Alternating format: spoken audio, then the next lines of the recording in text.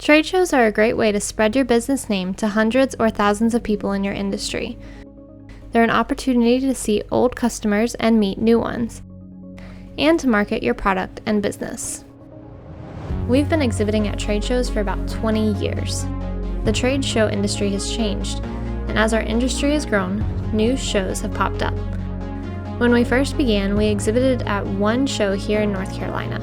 We learned a lot through that experience about how to create a quality-looking booth. From there, we added on the major trade show in Ohio, which is AmeriHort's Cultivate, and a few others were added here locally. While Ohio is still our largest trade show, we now exhibit at about 20 to 30 per year. We believe that exhibiting at a trade show can be well worth the cost if done correctly. We recently published a blog on our tips for success exhibiting at a trade show. You can find a link to that blog in the description below. The main thing to plan for at a trade show is what your booth will look like. We have experimented with multiple booth setups over the years, with trusses, lighting, and walls of plants. We used to drive a tractor-trailer truck to Ohio in order to carry everything needed for the booth. A couple of years ago, we determined we were working harder, not smarter, and if we were going to start exhibiting at more than just a handful of shows, we needed to determine a basic and easy to transport setup for a booth. The typical size for a booth is 10 feet by 10 feet. Our booth at AmeriHort's Cultivate in Ohio is 20 feet by 20 feet. We took those two sizes and went to the drawing board to decide how we could create a clean but clear booth setup. Somewhere along the way, we arrived at these product racks. They're easy to assemble and they're sturdy enough to hold our product. Most importantly though, they look nice and display our product well. With 20 to 30 trade shows a year, we had to get exhibiting boiled down to a process. When we pack a 10 by 10 booth for a trade show, it's the same every time, unless of course, our attendee is flying to the show. We have a set checklist of items to take for exhibiting. The 10 by 10 booth setup can fit inside a minivan, pickup truck, or SUV, and can be transported to the exhibit space on a wagon. It can also be set up by one person within a couple of hours. For us, this is our ideal booth. Each year in May, we measure a 20 foot by 20 foot clean space where we can set up a mock of our booth. This allows us to make sure all of our exhibiting supplies are in good condition, make sure we have enough supplies to exhibit at all of our shows, and come up with a fresh layout of our booth.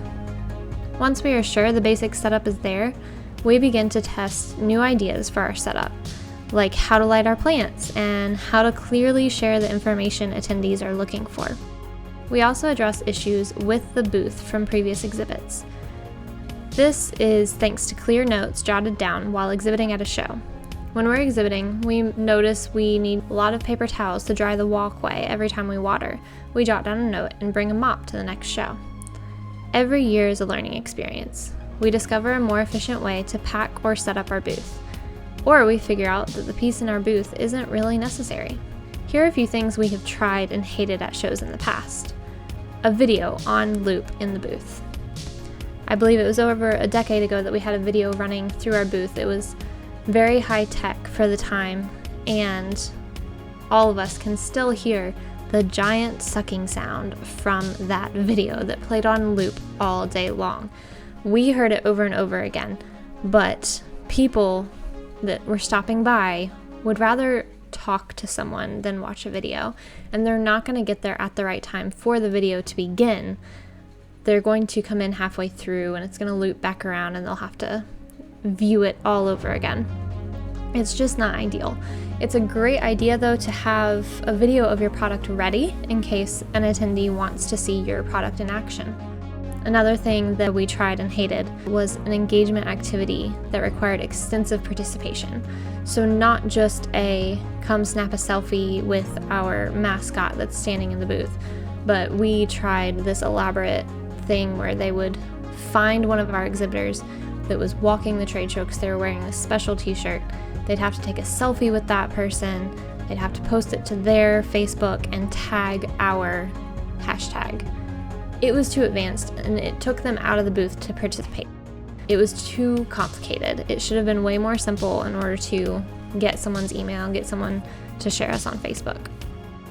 Another thing that we hated was bringing products we do not sell. We brought 4-inch pots and hanging basket and things like that. We brought grown plants when we normally sell starter plants.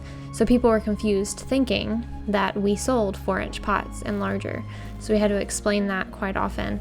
Our current booth setup displays the starter plug trays very well, and it clearly states what we do visually. The fourth thing that we did not like was bringing out of season plants. Our industry is unique in the fact that our products have lives, and so those that don't like the heat don't want to be taken to a show in July. We were growing products that didn't want to be growing at the time of year, and we were not showing quality plants. So we stopped trying to force our products to be something that they're not. The last thing that we have tried and hated is bulky displays. Like I said, we used to drive a tractor trailer truck to Ohio. It would take 2 days to set up a booth instead of a couple of hours, which is what we have gotten it down to. So it just wasn't ideal. People would go up the day before we showed up to set up the display so that we could spend the next day filling it with plants, and it wasn't ideal at all. A few things that we've tried and loved. 1, taller chairs. People will approach you more readily if you are standing, but if you sit in a taller bar stool type chair, then you're already at eye level with most of the attendees, but you're sitting down, so you're not on your feet all day long. So we really love those, and they're foldable. We actually got some director's chairs from Amazon. 2, representation of all parts of your business. We do starter plants, but we also offer plastic supplies, the hard goods that you need in order to grow those plants out. We also offer pot trays, so bringing each aspect of that, each thing that we sell, bringing that type of stuff to the show lets everyone know that we do multiple things. Because we've attended some shows, we have sold lots of pot trays, even if they've never bought plants from us. So it's a really good idea to bring every aspect of your business because you don't know what's going to grab someone's attention. 3, display that requires minimal effort. I already explained how minimal this booth setup is. This year it took us just 2 or 3 hours to get it fully set up. It looks really nice, but we didn't have to drive a tractor trailer truck. We didn't have to spend 2 full days working to set it up. 4, minimalism in general. If your booth has too much in it, if it's over the top, your attendees, the people attending the show, are not going to know where to look. So you want to draw their attention to your main point. You want to simply show them what you have and be done with it. I walked by some booths this year and their lights were pointed directly at my eyes. I was looking at their company name, looking at their information, trying to figure out what that company did, and their lights were blinding me, so I had to look away. I don't know what their company name is at this point because I couldn't continue to look at their booth. It would be the same if it was flashy colors all over. You just want to make your booth pleasing to look at, and sometimes that means minimalism. 5, selling your booth. That I was confused by that saying at first, but what it means is selling all of the products that you brought with you. So for us, it's plants. That's an easy decision to go ahead and sell those so that we don't have to box them up and them sit in the truck for another couple of days. Plants don't like to be in a box, especially after traveling a couple of days already. So we like to sell all of the plants that we can during the show, and we allow people to pick them up when we are tearing down the booth. So if you can sell your products while you're there, it's a huge benefit. You don't have to pack them all up. There are a few things we do not pay for at a show. Number 1 is carpeting. You can add carpeting to your booth and make it look a lot nicer, but it's going to cost quite a bit of money. And if you need it vacuumed, convention centers tend to charge you to vacuum your carpet. So it's just not very cost effective. We bought floor squares, like the puzzle mats that kids play on, but a nice looking version. They're really easy to carry. They look really nice and they feel good on your feet.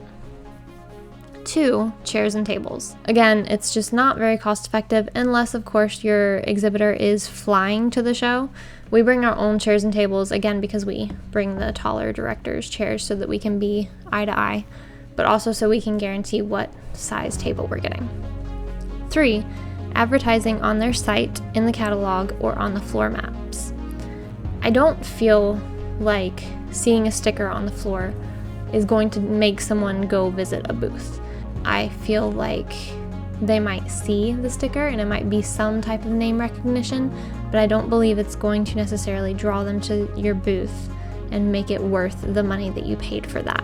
We don't really advertise on the site or in the catalog just because, again, it's extra money. It doesn't seem cost effective. It doesn't seem worthwhile. Number 4, attendees lists. If you start exhibiting at shows, you're going to get spammed with lots of emails wanting you to buy the attendees list. Most of these are a scam. Most of these are not going to be an actual attendees list. You don't want to click on those emails. You don't want to respond to them. You don't want to participate in that. Some shows will give out attendees lists, but most of them, I believe, do not. If you've never exhibited at a show before, we recommend giving it a try. Just dip your toe in and look locally at smaller shows. Send someone from your company to attend a show to find out if it's right for your business. They can walk and see all the exhibitors and see if they fit into your specific niche of your business. If you're going to try to exhibit at a show, please read our blog linked in the description below. It has so many more tips than what we discussed today. If you're going to spend the money to exhibit, we want it to be well worth it.